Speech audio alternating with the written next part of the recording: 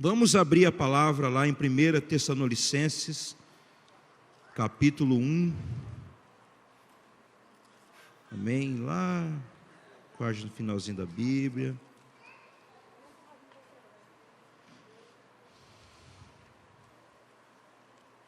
E as minhas anotações aqui.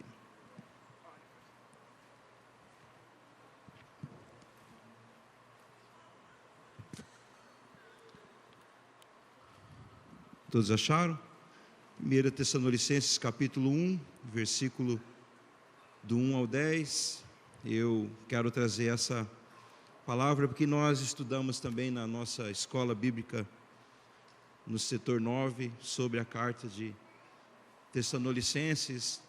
E ela também, a gente pode ver na CPAD que tem essa lição muito maravilhosa para nós, amém? Nós temos muitos recursos abençoados aí, amém, disponíveis para nós aproveitarmos, amém? Então, primeira carta a Tessalonicenses, capítulo 1, do versículo 1 ao 10, ele diz assim: Paulo, Silas e Timóteo, a igreja de Tessalônica, a vocês que pertencem a Deus, o Pai, e ao Senhor Jesus Cristo, que a graça e a paz de Deus nosso Pai e de Jesus Cristo, nosso Senhor, estejam com vocês. 2. Sempre damos graças a Deus por vocês e oramos constantemente por vocês. Quando falamos com nosso Deus e Pai a respeito de vocês, nunca nos esquecemos do trabalho que resulta da fé, do esforço motivado pelo amor e da perseverança que vem da esperança em nosso Senhor Jesus Cristo. Sabemos que Deus escolheu vocês, irmãos, muito amados por Deus, porque quando levamos o Evangelho a vocês, ele não lhes pareceu mera tagarelice, sem sentido, mas vocês escutaram com grande interesse. O que nós lhe contamos produziu um resultado poderoso em vocês, pois o Espírito Santo lhe deu a profunda e plena certeza de que o que nós dizíamos era verdadeiro. E vocês sabem como as nossas próprias vidas foram para vocês uma prova a mais da veracidade da nossa mensagem. E assim, vocês se tornaram imitadores nossos e do nosso Senhor, porque vocês receberam nossas mensagens com a alegria que vem do Espírito Santo, apesar das provações e sofrimentos que isso lhe acarretou. Dessa forma, vocês mesmos se tornaram um exemplo para todos os outros cristãos da Macedônia e da Acaia. E agora a palavra do Senhor se espalhou de vocês aos outros, por toda parte, e não somente aos fiéis da Macedônia e da Acaia, pois por toda parte que vamos, encontramos gente que nos fala da fé que vocês têm em Deus.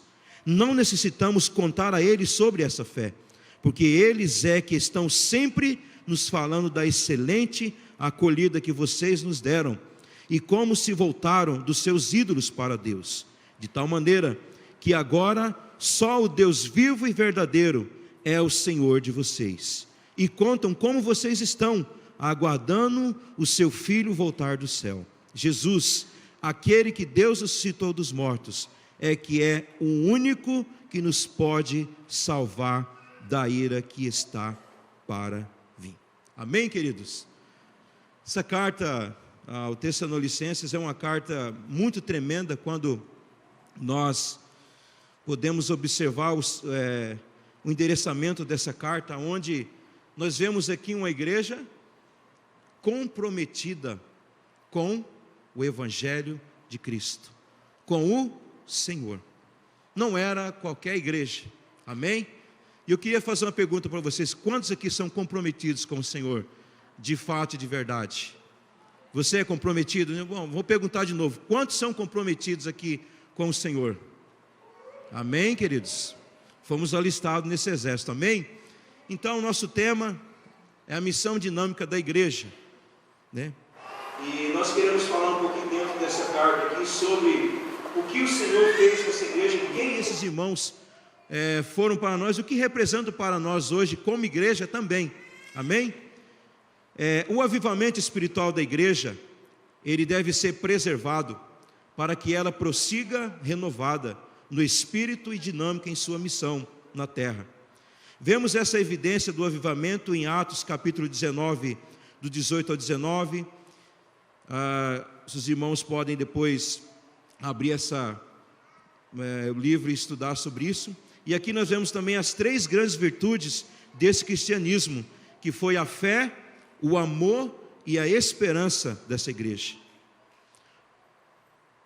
O avivamento é sempre o retorno de algo à sua verdadeira natureza e propósito. Aqui em Atos capítulo 17, também do 1 ao 12, relata o início e o crescimento da igreja em Tessalônica, cidade comercial da Macedônia, na Grécia. Naqueles tempos houve um grande avivamento espiritual mediante a pregação de Deus. Foi um movimento do Espírito tão maravilhoso que serviu de modelo para todas as demais igrejas da região. Quando nós pegamos essa carta, estudamos aqui o capítulo 1, nós vamos ver que foi uma carta modelo para aquela igreja. E nós vamos ver algumas características, o que essa chama trouxe para a igreja, para que essa igreja fosse uma igreja dinâmica. Então o que essa chama trouxe? Ela trouxe zelo e fervor espiritual. E eu gostaria de fazer uma pergunta para vocês: há como ser cristãos sem ser zelosos? Há ou não, irmãos? Há como ser cristãos e ser mornos ou frios? O que os irmãos acham? Sim ou não? Eu acho que tem irmãos em dúvida. Sim ou não? Não, queridos. Quem entende a palavra de Deus precisa ser zeloso. E aqui nós vemos no versículo 1, que ele diz assim: Paulo e Silas a Timóteo, a igreja de Tessalônica, a vocês que pertencem a Deus, o Pai, e ao Senhor Jesus Cristo, que a graça e a paz de Deus, nosso Pai, e de Jesus Cristo, nosso Senhor, esteja com vocês.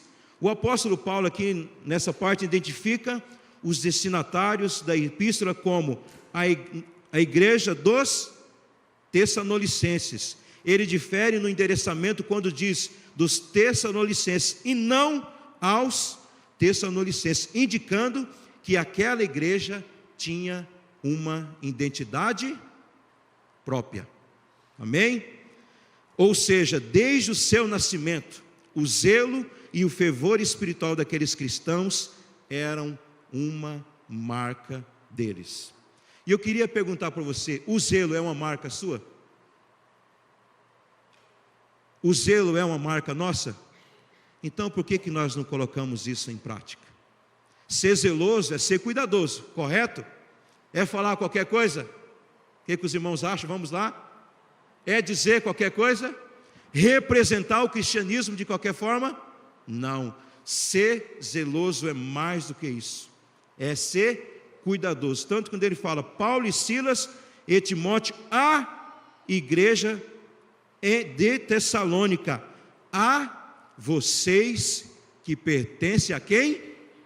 Ao Senhor. Olha que interessante. Que pertence a Deus e o Pai, e ao Senhor Jesus Cristo, que a graça e a paz de Deus, nosso Pai, e de Jesus Cristo, nosso Senhor, esteja com vocês. Então ele estava endereçando essa carta a quem?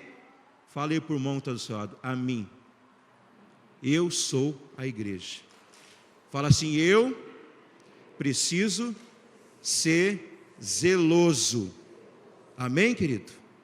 E diga assim: eu preciso ter a marca de Cristo. Essa igreja era uma igreja que tinha marca. E nós, como cristãos, precisamos ser cristãos avivados. Precisamos ser cristãos dinâmicos. E não cristãos como a irmã Marta pregou aqui na última terça atrasada que nós tivemos, sobre nós não podemos ser nem frios e nem mornos. Por quê? O que vai acontecer? O que vai acontecer, irmãos? Olha, o que vai acontecer?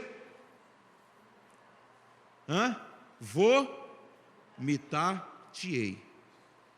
Então nós precisamos ser cristãos o quê? avivados na presença de Deus. Outro algo interessante que nós podemos observar que essa chama trouxe para essa igreja foi a chama da fé ativa. Olha o versículo 3, que ele diz o seguinte, olha que interessante: quando falamos com o nosso Deus e Pai a respeito de vocês, nunca nos esquecemos do trabalho que resulta da fé, do esforço motivado pelo amor e da perseverança que vem da esperança em nosso Senhor Jesus Cristo. Há como ter uma fé morta? Então fala por irmão, nós precisamos ter uma fé ativa, porque senão não somos a igreja que Cristo quer que sejamos. Porque não há, queridos, como ser um cristão com uma fé morta. E aqui nós observamos isso no versículo 3, que essa chama da fé era uma chama ativa. Aqui vemos que a igreja creu e desenvolveu uma fé dinâmica e crescente. Nesse texto estão 3 grandes virtudes do cristianismo. O primeiro deles é a fé.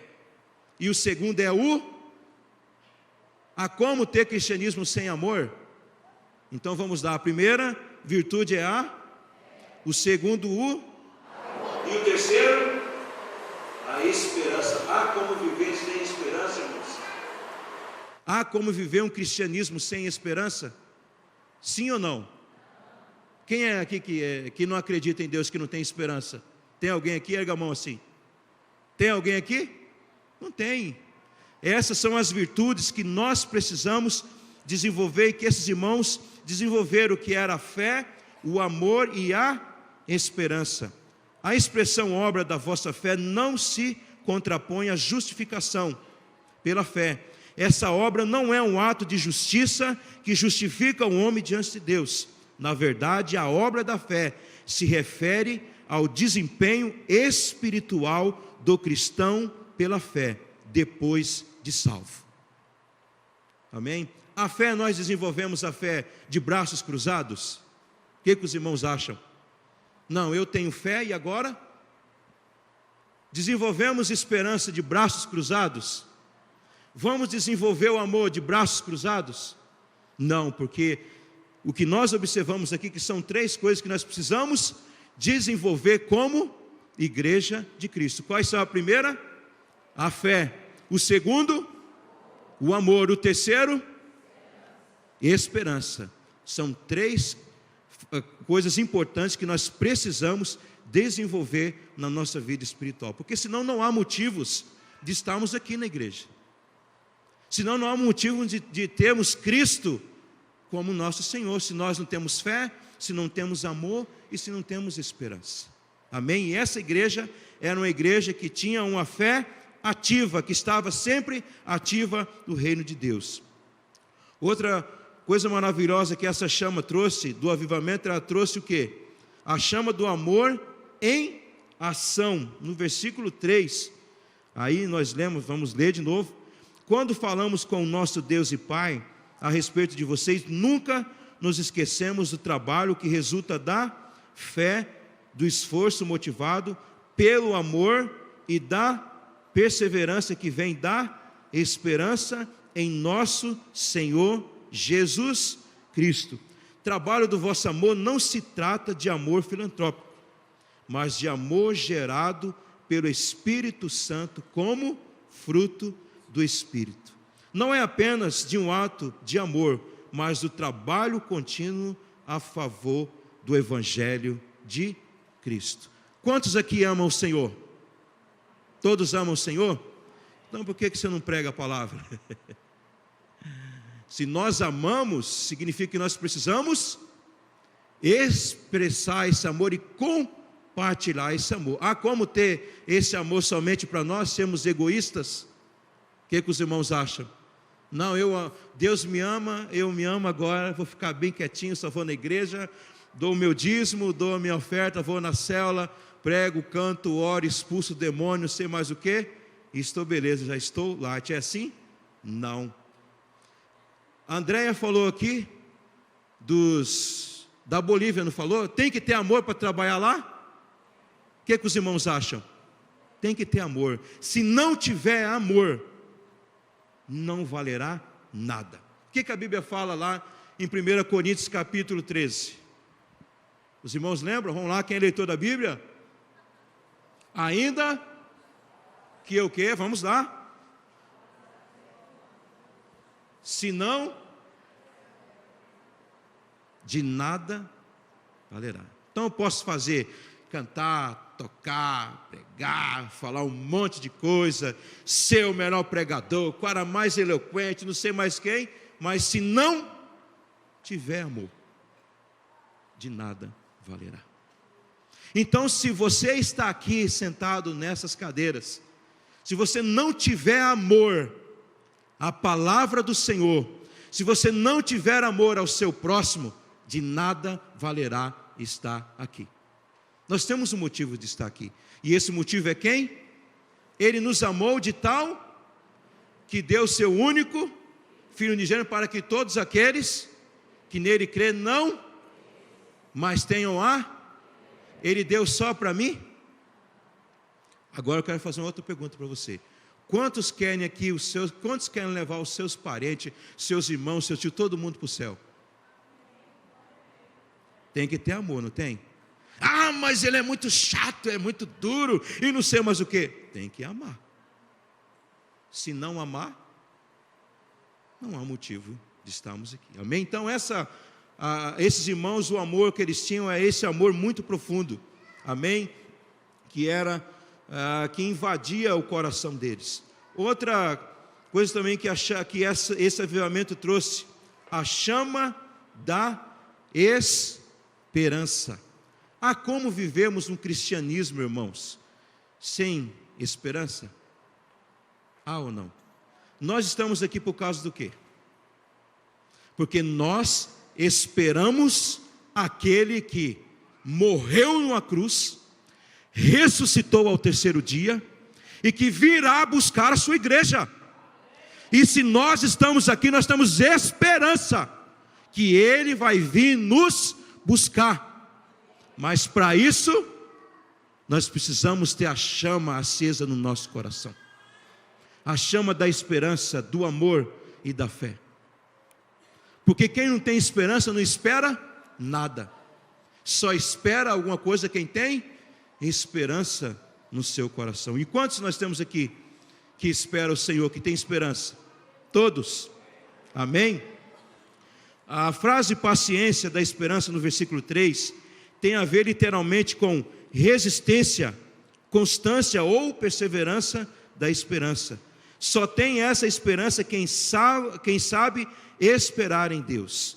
Essa igreja enfrentou perseguições, adversidades. No entanto, o apóstolo a elogia pela capacidade que teve em manter acesa a chama da esperança no seu coração. O apóstolo elogia esses irmãos porque eles tinham o quê? Essa chama acesa. E só pode ter essa chama acesa no coração, irmãos, somente quem lê a palavra, quem ora, amém, quem tem fé. É a única forma de nos manter em ciência. Já não creem mais em Deus, já não estão mais no nosso meio, porque perderam.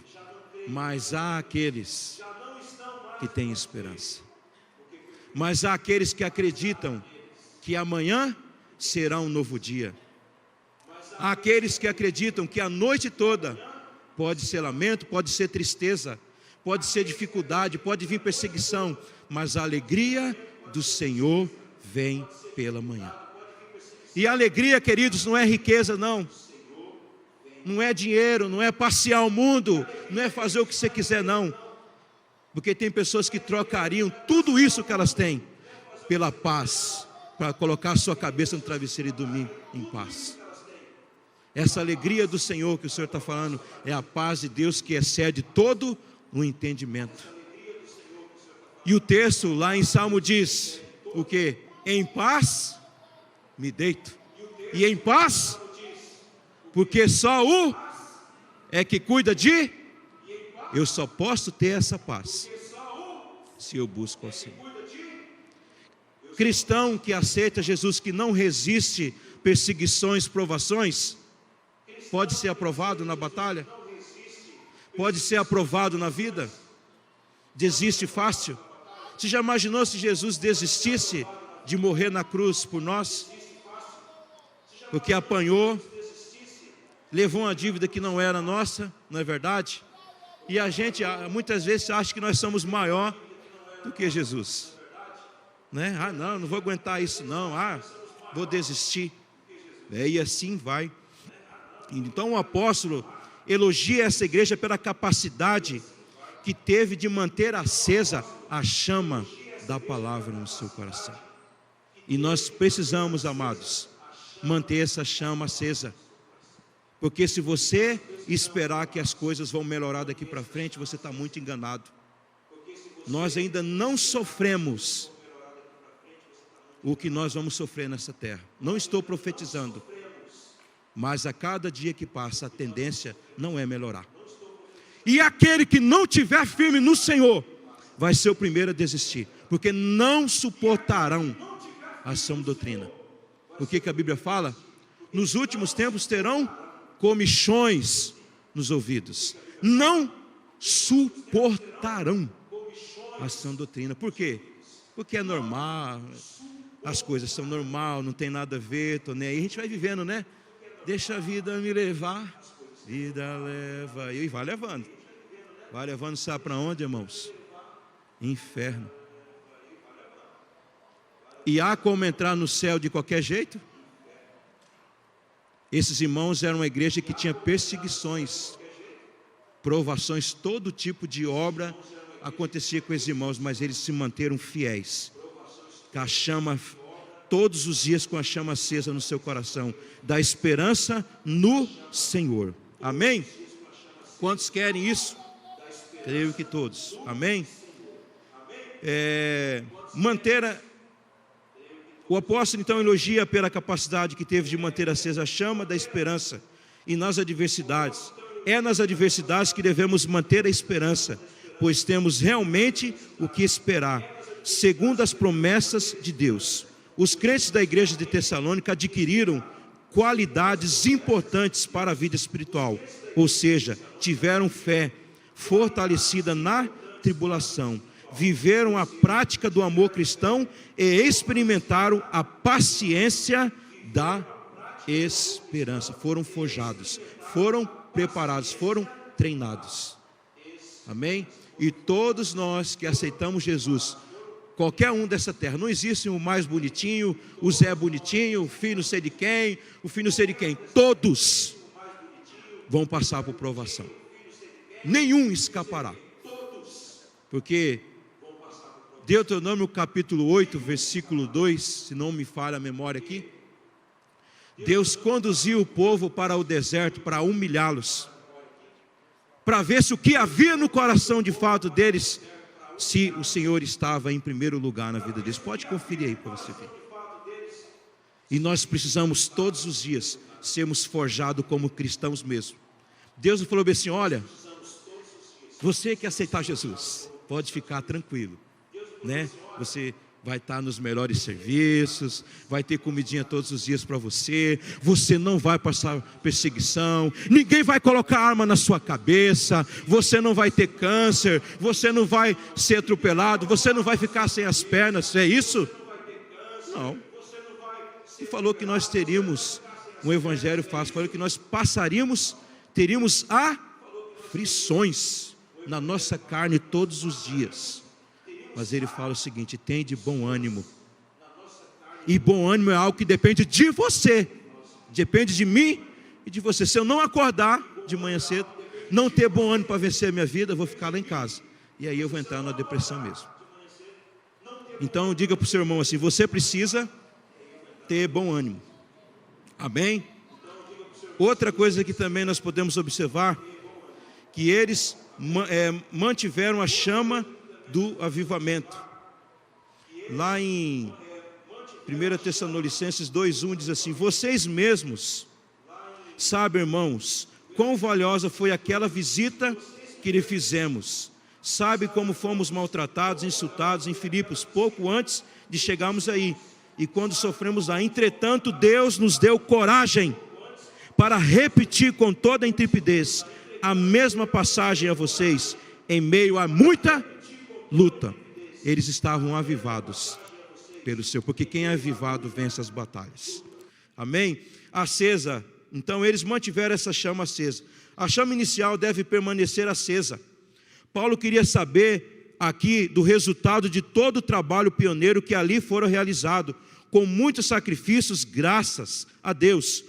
O trabalho realizado não tinha sido inútil, e o resultado era patente na vida daqueles irmãos. A igreja hoje precisa manter a chama do primeiro amor. Eu me lembro há muitos anos atrás, quando eu entrei na igreja, que a gente queria estar no evangelismo, no grupo de intercessão, expulsava demônio, cantava no louvor, cantava no coral, limpava a igreja, ia para os montes, fazia um monte de coisa. Quem lembra aqui disso aqui? O primeiro amor, todo mundo aceso. Aí veio as lutas. Aí tá igual o Michael Jackson, né? Para trás, né? Por quê? Porque não mantiveram a chama do primeiro amor. Queridos, nós precisamos, uma canção diz: quero voltar ao início de tudo, me encontrar-me contigo, Senhor. Qual é a outra parte da canção? Quero rever meus conceitos, valores.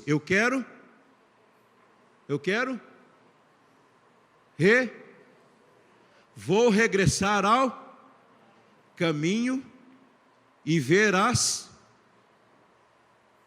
e é uma verdade. Todos nós precisamos ser avivados, queridos. Eu tenho, graças a Deus, eu congrego nessa igreja faz 25 anos. E eu sou animado até hoje com a igreja, até demais, né? Porque eu sou meio doidão mesmo da cabeça mesmo. E eu gosto eu gosto das coisas, eu sou empolgado com as coisas do Senhor. Comigo não tem tempo ruim. Só você falar bem assim, não dá para tirar esse copo do lugar. Eu vou tentar tirar esse copo do lugar de qualquer forma, mas eu vou lá para ver se eu só acredito vendo se eu consigo tirar ou não. Sabe, queridos? Então nós precisamos manter essa chama acesa no nosso coração, a chama do primeiro amor, amarmos mesmo. Amém? E essa igreja tinha essa qualidade. Outra coisa também que essa igreja tinha a chama da pregação, e ela precisa ser renovada nas nossas vidas. Lá no versículo 13, capítulo 2, versículo 13, assim: e nós nunca deixemos de agradecer a Deus o fato de que quando lhe anunciamos a mensagem, vocês não pensaram que as palavras que lhe falarmos eram apenas palavras nossas, mas aceitaram o que dizíamos como a própria palavra de Deus, que foi eficaz na vida de vocês quando creram nela. O evangelho, como Paulo pregava, era eficaz. A mensagem que aqueles crentes recebiam era a própria palavra de Deus. Por isso tornaram-se imitadores das igrejas de Deus. Olha o versículo 14. Então, irmãos, vocês sofreram o mesmo que as igrejas de Deus na Judéia, com o povo dali, que pertence a Cristo Jesus. Vocês sofreram perseguição dos seus próprios patrícios, tal como eles sofreram do seu próprio povo, os judeus. E aí, queridos, no versículo 20 também, olha que interessante, lá: porque vocês são a nossa glória e a nossa alegria. Então eles se tornaram imitadores das igrejas de Deus. Paulo fala da sua alegria pelos frutos resultantes de seu ministério para Deus, pois a igreja de Tessalônica era de fato a sua glória e alegria na presença de Deus. Quando a igreja mantém acesa a chama do primeiro amor, os crentes são conduzidos à evangelização, produzindo muitos frutos. E aqui eu quero, penso em algo na minha cabeça, que eu vejo muitos irmãos falando assim: não, a palavra de Deus diz, primeiro buscai o Senhor e buscar todas as demais coisas, e todas as coisas vos serão acrescentadas. Mas vamos tirar esse texto, Primeiro buscai os vossos interesses, formai-se nas faculdades, fazer o que você quiser, depois busca os interesses do Senhor. Hoje nós vivemos uma época que você faz faculdade para quê? Qual é o motivo? Nós temos que estudar. Mas eu faço a faculdade para quê? Para me ajudar? Nós fomos nos ribeirinhos agora lá em Santarém, e tem um médico, um rapaz muito bem conceituado, fala inglês muito fluentemente, um cara fera. E você sabe o que ele veio? Ele veio dos Estados Unidos, é tradutor, veio embora para o Brasil. Você sabe onde ele mora? Dentro de um barco, nos ribeirinhos trabalhando. É médico. Ele falou assim que ele ama fazer missões. Nós temos que estudar, nós temos que fazer todas as coisas, sim, mas eu tenho que falar assim, mas no que eu posso contribuir com a minha profissão? Poxa, nós tínhamos uns irmãos aqui da igreja, eu acho que os antigos lembram que iam para a África, ia dentista, ia vários irmãos para fazer um trabalho na África. André, 30 dias das suas férias lá na Bolívia, foi lá trabalhar. Então, queridos, para que serve a nossa profissão? Amém? Então, se nós buscamos o reino de Deus, se o reino de Deus está no nosso coração, vamos fazer algumas coisas aqui. Era para ter 6 cultos nessa igreja. Essa cidade era para estar cheia de células em todos os lugares. Aonde o diabo fosse, ele ia encontrar um crente com a mão erguida repreendendo ele, nos 4 cantos dessa cidade. O hospital ia estar lotado de irmãos visitando cedo à tarde e à noite. Vamos lá, vamos fazer as análises aí. Os presídios daqui, todo mundo visitando, orando. Os irmãos da igreja que tem o dom de escrever uma cartinha com o próprio punho para o preso lá, vai mandar uma cartinha para ele. Nós teríamos aqui o ministério de pessoas para cuidar da terceira idade. Nós teríamos um monte de gente assim, tropeçando de gente trabalhando. Por quê? Porque isso é buscar o reino de Deus em primeiro lugar. E tem que ter amor para fazer isso. E essa igreja tinha amor em nós. Então buscar em primeiro lugar o reino de Deus, queridos, é isso. Essa igreja também tinha a chama do avivamento, né? E eles esperavam a volta do Senhor. Lá no capítulo 4, versículo 13, que ele diz o seguinte: agora, irmãos, quero que vocês saibam o que sucede a um fiel quando ele morre, para que não fiquem cheios de tristeza como aqueles que não têm esperança, visto que nós cremos que Jesus morreu e depois voltou à vida. Podemos também crer que quando Jesus voltar, Deus trará de volta com ele todos os irmãos que já morreram. 15. Posso lhe dizer diretamente do Senhor, que nós, os que ainda estivermos vivos, quando o Senhor voltar, não subiremos para encontrá-lo antes daqueles que já morreram, pois o próprio Senhor descerá do céu com um potente clamor, com um brado de arcanjo, com um toque de trombeta de Deus, e o Senhor descerá dos céus, e os mortos em Cristo ressuscitarão primeiro. 17. Então nós, os que estivermos vivos, seremos arrebatados até Ele nas nuvens, a fim de nos encontrarmos com o Senhor nos ares e ficarmos com Ele para sempre. Portanto, Batista Nacional Manancial, conforte-se, encoraje-se mutuamente com essas palavras. Amém? Você sabe qual vai ser o maior prazer da igreja? Sabe qual vai ser? É você chegar diante do céu com as suas mãos cheias de frutos. Os irmãos, os seus parentes. Fala a verdade. Chegar diante lá no céu com todos eles lá no céu. Não vai ser maravilhoso? Nós precisamos sonhar com isso, queridos, no nosso coração. Esse amor precisa estar no nosso coração.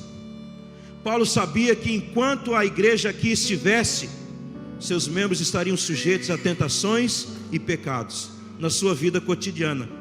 Por isso, no texto bíblico acima mencionado, 3 coisas da vida do crente são tratados pelo apóstolo: a pureza moral, o amor fraternal e o trabalho honesto. A igreja avivada espera a qualquer momento a volta de Jesus em santidade.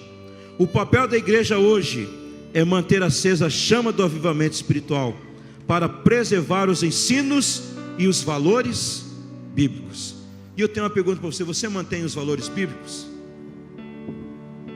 Você mantém os princípios das palavras de Deus, ou você é aquele que quebra os princípios? Porque essa igreja, amados, elas não quebrou o princípio do Senhor. Vieram as perseguições, vieram as dificuldades, mas elas permaneceram fiéis, porque sabiam o Deus que elas creram. Estamos vivendo essa realidade nos nossos dias de hoje, da igreja de Tessalônica. Nós estamos vivendo dias terríveis, aonde o amor de muitos estão se esfriando, aonde muitos estão abandonando a sua fé, aonde muitos só sentem uma emoção. Eu estou emocionado com aquele hino, com aquela palavra, mas quando sai daqui, volta tudo ao normal. Sabe que o que o Senhor nos chama a atenção nessa noite: você é uma igreja avivada? Você sabe qual é a missão da igreja de Cristo nessa terra? Eu acredito que Jesus não veio dar riqueza para ninguém, porque riqueza e dinheiro é consequência do seu trabalho.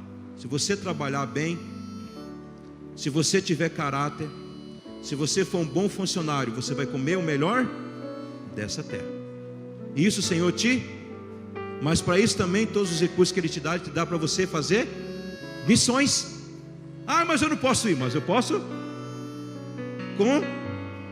mas eu não posso contribuir, mas eu posso. Eu não posso ir, mas eu posso fazer outra. Quais são os 3 tipos de fazer missões?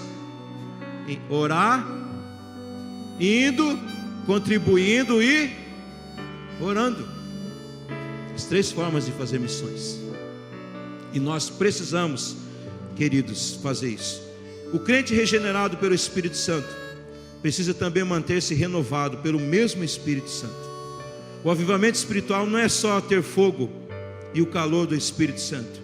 É preciso continuar a avivar a chama do fogo espiritual diariamente. Então nós precisamos, amados irmãos, ser essa igreja dinâmica. Deus não falou bem assim: olha, existe o ministério de sentar nos bancos. Existe? Existe algum ministério de sentar nos bancos da igreja, nas cadeiras? Não conheço esse ministério. Não existe. Nós temos que sair das 4 paredes, pregar o Evangelho de Cristo. Vou mandar você lá para o Iraque. Quem quer ir para o Iraque? Ninguém quer ir. Quem quer ir para a faixa de Gaza? Ninguém quer ir. A irmã quer ir para a faixa de Gaza? Olha, essa irmã é corajosa, Adriana. Conversa com ela ali depois. Lá nós estamos com a nossa irmã Raquel. Elana, ela está nessa faixa aí? Isso, é a cidade mesmo, essa mesmo. Amém? Vamos ficar de pé, queridos.